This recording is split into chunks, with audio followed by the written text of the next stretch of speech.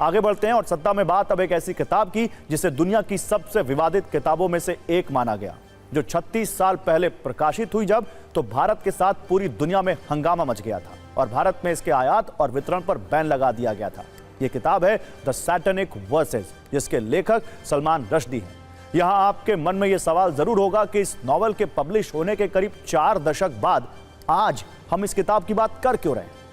ऐसा इसलिए है क्योंकि अब भारत में इस किताब पर 36 साल से लगा प्रतिबंध खारिज हो चुका है और अब पहली बार यह विवादित किताब बुक स्टोर पर खुलेआम बिकनी शुरू हो गई है, जिस पर अलग अलग तरह की प्रतिक्रियाएं भी आ रही हैं। द सैटेनिक वर्सेस पर सत्ता की इस खास कुंजी में हम बीते 36 वर्षों के इस पूरे इतिहास को स्कैन करेंगे। इसकी शुरुआत हुई थी वर्ष 1988 में। भारतीय मूल के ब्रिटिश लेखक सलमान रश्दी की यह किताब 26 सितंबर 1988 को इंग्लैंड में प्रकाशित हुई। किताब में पैगंबर मोहम्मद और इस्लाम के खिलाफ आपत्तिजनक बातें लिखे होने का आरोप लगा। दुनिया भर में कई इस्लामिक देशों ने इसे ईश निंदा माना, जिसके बाद भारत में भी किताब पर बैन की मांग हुई। इसे लेकर बाकायदा राजनीति भी हुई और 5 अक्टूबर 1988 को राजीव गांधी सरकार ने इस किताब पर बैन लगा दिया। ऐसा करने वाला भारत पहला देश था।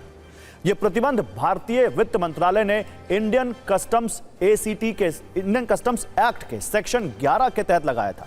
यह सेक्शन सरकार को अधिकार देता है कि वो कुछ वस्तुओं के आयात या निर्यात और वितरण पर प्रतिबंध लगा सके, जैसा कि किताबें जिनके बारे में वो मानती है कि वे देश की सुरक्षा, नैतिकता या अन्य सार्वजनिक हितों के लिए हानिकारक हो सकती हैं, तो वो उनके आयात या निर्यात पर रोक लगा सकती है। हालांकि द सैटेनिक वर्सेस की कॉपी अगर किसी के पास हो तो उसे देखने पर या उसे रखने पर प्रतिबंध नहीं था। समझने वाली बात यह है कि भारत में यह किताब प्रकाशित नहीं हुई थी और इसके आयात और वितरण पर रोक लग गई थी, इसलिए यह किताब सीधे पाठकों तक अब 36 साल बाद पहुंच पाई है। द सैटेनिक वर्सेस के इतने वर्षों के बाद भारत में प्रतिबंध मुक्त होने की कहानी भी दिलचस्प है।